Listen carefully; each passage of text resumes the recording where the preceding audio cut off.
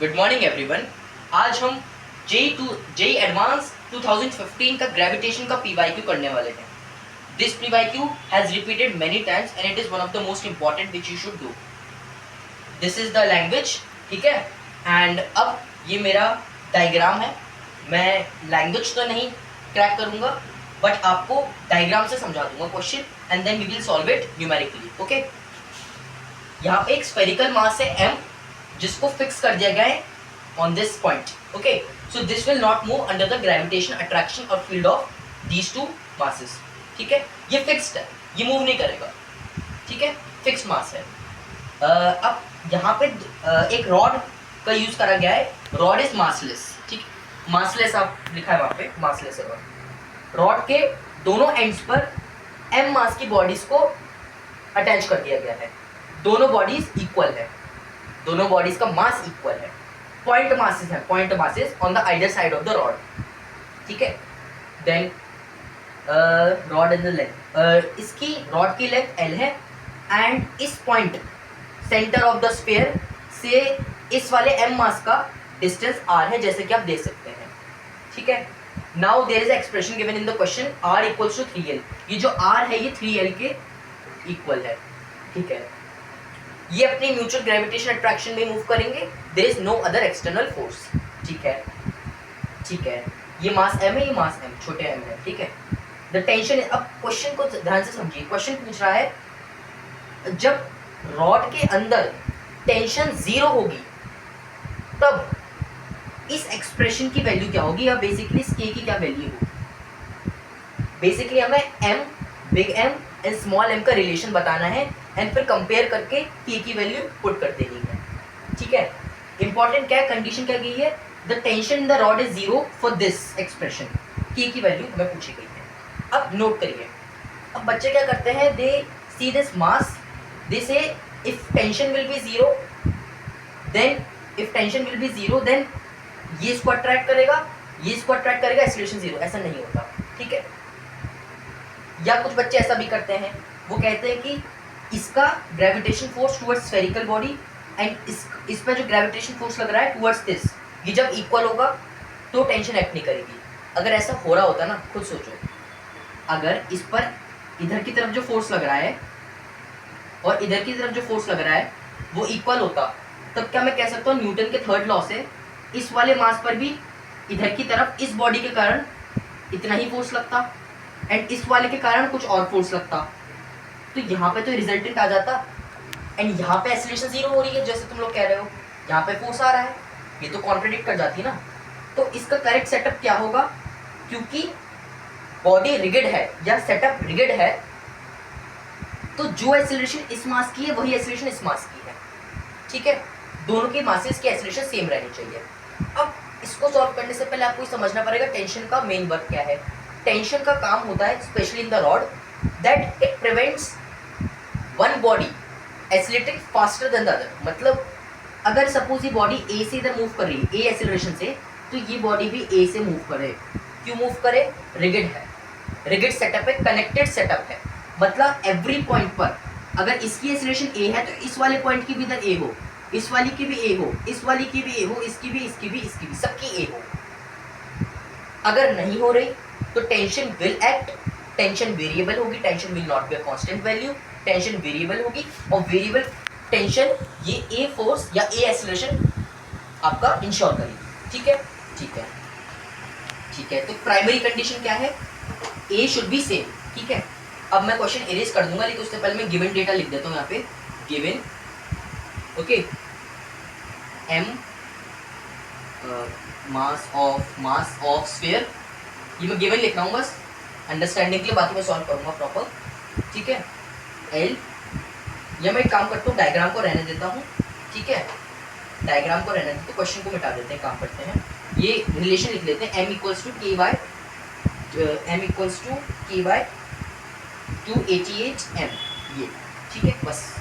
और मैं क्वेश्चन को इरेज कर रहा हूँ। क्वेश्चन में आई थिंक ऐसा कुछ नहीं था, ये R3 हमने लिख दिया है। ठीक है, बाकी सारी पॉइंट क्लियर है।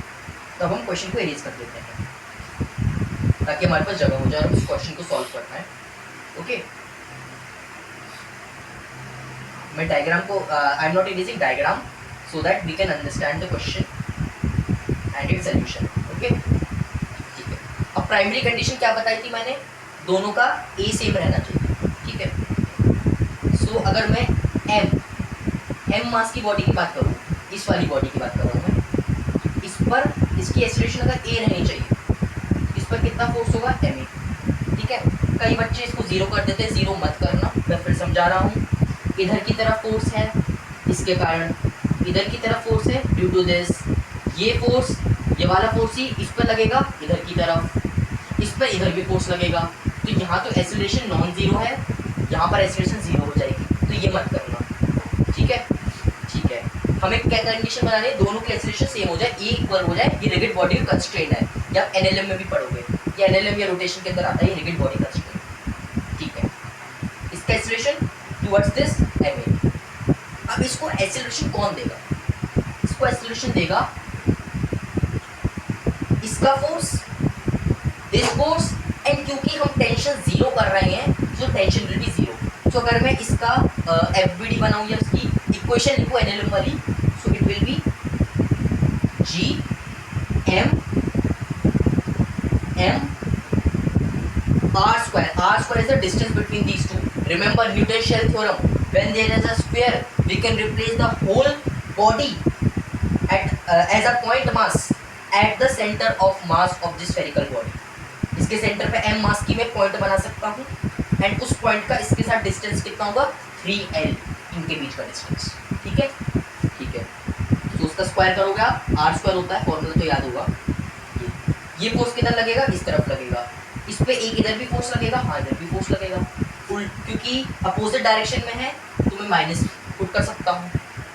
जी एम, क्योंकि एम इंटू एम हो रहा है तो एम स्क्वायर लिख दूँ. हाँ देखो 2015 का क्वेश्चन है ये. ठीक है. इधर की तरफ फोर्स लग रहा है. अब जो फोर्स लगाता है और जिस पे लगता है उसके बीच का डिस्टेंस होता है, जो न्यूटन के लॉ ऑफ ग्रेविटेशन में आर होता है. तो वो आर कितने के बराबर है, एल के बराबर है. तो L I will write square. ठीक है. ठीक है. ये तो इसकी इक्वेशन हो गई. यहाँ पे हम ये स्लैश हटा देते हैं, ये इक्वल्स टू लिख देते हैं. अब इस बॉडी, क्योंकि रिजिड बॉडी कंस्ट्रेंट है, जितनी एक्सीलरेशन से ये जाएगा उतनी एक्सीलरेशन से ये भी जाएगा. अगर ऐसा नहीं हो रहा होता तो ये जंप करके इधर आ जाता, ऐसा नहीं होता. जैसे जैसे रॉड, जैसे वो ये रॉड है ये मूव कर रही है, तो जैसे जैसे ये पॉइंट मूव कर रहा है वैसे वैसे ये पॉइंट मूव कर रहा है. रिलेटिव मोशन कह सकते हो, फिर से जीरो होगा कि अगर मैं इसके फ्रेम में चले जाऊँ, उसके ऊपर खड़ा हो जाऊँ, तो मुझे इसकी एक्सीलरेशन जीरो दिखेगी, रिलेटिव मोशन जीरो होगा. ये रिजिड बॉडी कंस्ट्रेंट है, रोटेशन डायनामिक्स में आप पढ़ते हैं. अब लेट्स से इसकी एक्सीलरेशन में ए नहीं होगी, हाँ इसका मास भी ए है, इसका मास सॉरी एम है, तो इस पर नेट फोर्स भी एम ए होना चाहिए. ठीक है. ठीक है. थोड़ा नीचे लिख देता हूँ उसको, एम ए. ठीक है. किसके बराबर होगा इसमें मास, इसमें फोर्स, ये ग्रेविटेशन फोर्स लगाएगी, जी एम एम.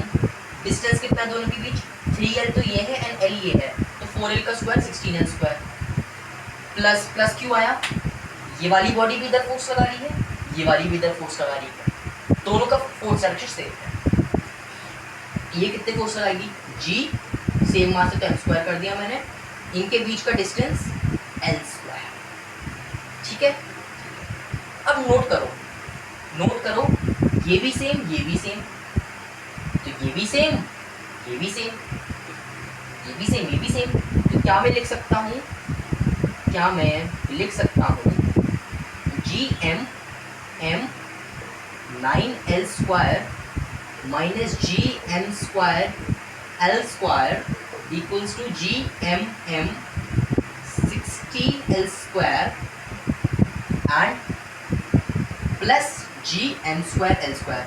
ये क्या करा मैंने, कुछ नहीं करा मैंने. ये और ये इक्वल था, ये और ये इक्वल था. एक शायद तुम 9th क्लास में पढ़ते होगे एग्जाम इसका यूसलेट का, इक्वल थिंग्स इक्वल थिंग्स. ठीक है. मजाक की बात कर रहा हूँ, उसको छोड़ देना, उसको सीरियसली मत लेना. ये एम ए बराबर है, तो ये और ये भी बराबर होगा. ठीक है यार. 9 इक्वल्स टू 9, 9 इक्वल्स टू 9 लिखा है क्योंकि ये इक्वल है तो ये भी इक्वल होता है. यही है बस, इतनी सी बात है. ठीक है. ठीक है. नाउ डायग्राम को इरेज कर दूँ. अब डायग्राम का कोई काम नहीं है, आई थिंक डायग्राम का कोई काम नहीं है, इरेज कर दूँगा, कर देते हैं काम. अब इसको सॉल्व कर लेते हैं। इसको भी थोड़ा मैं साइड में रख देता हूँ, उसको बॉक्स में रख देता हूँ। यहाँ इस फॉर्म में हमें पहुँचना है ताकि के की वैल्यू बता दें। ठीक है, सॉल्व करिए, इसको उधर ले आइए, इस वाले को उधर भेज दीजिए। GMM 9L² माइनस GMM 16 ये क्या है, L² है यहाँ पे, सॉरी। ठीक है, L², राइटिंग थोड़ी ख़राब है बट इग्नोर दैट। ठीक है, कॉन्सेप्ट अच्छा होना चाहिए। GM² L² plus GN²। ठीक है, अब ऊपर वाला रेस कर दो, हाँ कर देता हूँ, उसका भी इतना यूज़ नहीं है, इतने बात है, प्लीज़ बिल्कुल नहीं है। 2015 को रेस नहीं कर रहा, ये जो प्रूफ है हमारे क्वेश्चन का। ठीक है, अब इस वाले को भी रेस कर दो। स्टेप समझ में आ गए ना? वीडियो को पॉज कर सकते हो या रिवाइंड कर सकते हो, कुछ चीज़ नहीं समझ में आएगी। वैसे तो बहुत ही आसान क्वेश्चन आ गई, पर तब भी बच्चों ने गलत करा। ठीक है, ये दोनों ऐड हो जाएंगे, सेम क्वांटिटीज है, ये भी ए ये भी ए, दोनों ऐड हो जाएंगे। ठीक है, GM² L² plus GM² L², 2GM² bye L², ये G है। ठीक है, इनसे बना देता हूँ इसको GM²। यहाँ पे we should take what, we should take LCM। LCM कितना होगा, 16 से कितना होता है, शायद 144 होता है। चेक कर लो एक बार, चेक कर लो, 16 हाँ 144 ही होता है। LCM मिला तो तुम्हें आता है। ठीक है, 9GMM। ठीक है, ठीक है, आ गया, माइनस कर दो, 7GMM 144 equals to 2GM² L²। G से G कटेगा, बिल्कुल कटेगा। एंड यहाँ पे हमने कुछ माइनस कन्वर्ट करना है, L² भी तो आएगा यहाँ पे। अरे बेटा यहाँ पे 16 L² 9 L² कैल्सियम क्या होगा, 144 L² होगा। हाँ, L² से L² विल कट, M से M विल कट, पावर हटा दो यहाँ से। ठीक है, इसको मिटा देता हूँ, क्या बचा, 7 big M 144 equals to 2 small m। इतने बचा, हाँ इतने बचा। 144 को ले जाओ, हाँ देखो आंसर के पास पहुँच रहे, 144 इंटू 2 288 m। ठीक है, आंसर के पास पहुँच चुके हैं। अब इसको इस फॉर्म में कन्वर्ट कर दो, इस फॉर्म में। यहाँ पे स्मॉल m रहना चाहिए, यहाँ पे स्मॉल m रहना चाहिए। मैं क्वेश्चन में चेक कर लेता हूँ स्मॉल m या बिग m है। Let me check once. Right, यहाँ पे स्मॉल m ही है ना, कि वरना उल्टा हो जाए, इसलिए मैंने चेक कर लिया एक बार। यहाँ पे मैं स्मॉल m रखना है, इस 288 को नीचे ले जाऊँ। हाँ, कंपेयर करो m 288 बिग m, यहाँ पे k, यहाँ पे 7, बराबर होना चाहिए। ऐसे कर लो, इसको इक्वेट कर दो, k m 288 से 88 काटो, m से m काटो, k इक्वल्स टू 7 आ जाएगा आंसर तुम्हारा। k इक्वल्स टू 7 आ जाएगा, k इक्वल्स टू 7 आ जाएगा। बार बार लिख देता हूँ, समझे? So this was the question, I hope that you like it. अगर लाइक करा हो चैनल को सब्सक्राइब, लाइक, शेयर करना एंड फॉलो करते रहना। और भी JEE एडवांस और JEE मेंस और नीट के क्वेश्चंस भी आने वाले हैं, physics, maths and chemistry also. Thank you for watching.